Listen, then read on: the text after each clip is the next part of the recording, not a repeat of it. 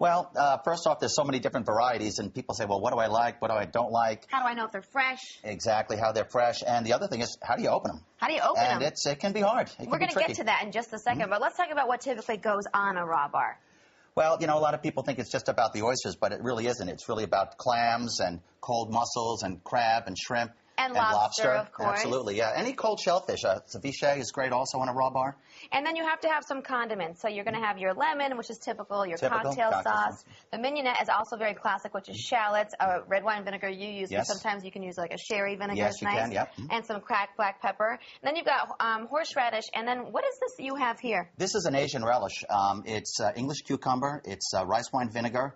And red and yellow peppers, a little bit of red onion, and it's very crisp and clean. It's a real compliment to the oyster. So you put that on top of an oyster? Yes, we do. And then you put honey mustard on yours, too. Not my oyster. I'll put that in the rest of the raw bar stuff, the crabs, the lobster, the shrimp. Okay, great. And how hard is it to make at home? Like, if you don't have to have this tower. No, you don't. No, but you can buy them online if you want to make it a little fancy. But really, you just need a big round tray and plenty of ice and lemon. Okay, so let's figure out how to shuck an oyster. Okay, let's do it. All right.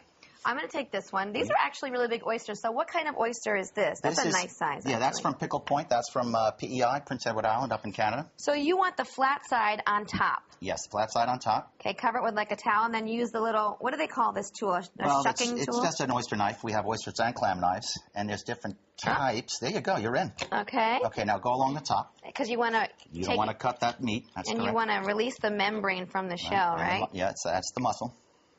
Oh, okay, that's pretty good. That's pretty good, right? Yeah, absolutely. Okay. Now just go underneath the meat. Yeah, beautiful. And then just go underneath the meat to release it from the other side of the shell. There you go.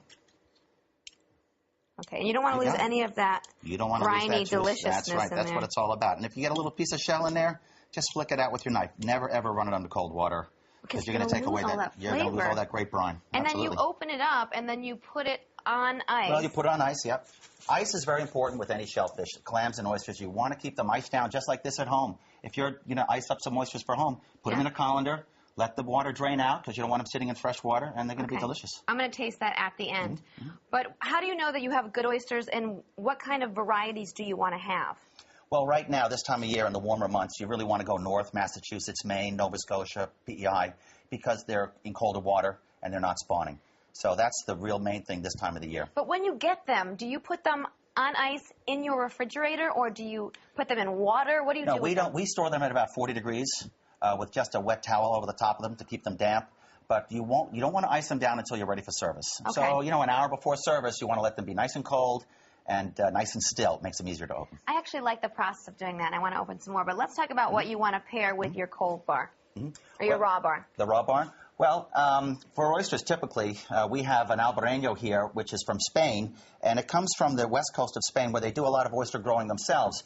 And we all know about Sauvignon Blanc, Sancerre, Chablis, which are very typical oyster wines, but this is something different. Oh, I love that. It's nice and crisp and clean. And a little minerality. Yes, well, that's what goes great with the oyster.